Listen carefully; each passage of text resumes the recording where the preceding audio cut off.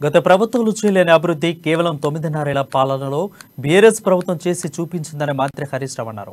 తెలంగాణ వచ్చాక పేద ప్రజలకు నాణ్యమైన విద్య, వైద్యం అందిస్తున్నామన్నారు. సంగారెడ్డి జిల్లా ఆంతల్లో ఆయన 300 మంది లబ్ధిదారులకు బీసీ బంధు చెక్కులు, సింగూరు ముంపు గ్రామాల్లో లబ్ధిదారులకు ఇంటి స్థలాల పట్టాలను అందజేశారు. రాబోయే ఎన్నికల్లో కేసీఆర్ ప్రభుత్వాన్ని కాదని వేరే ప్రభుత్వాల అధికారంలోకి వస్తే సంక్షేమ పథకాలను తొలగిస్తారని అన్నారు ఆయన.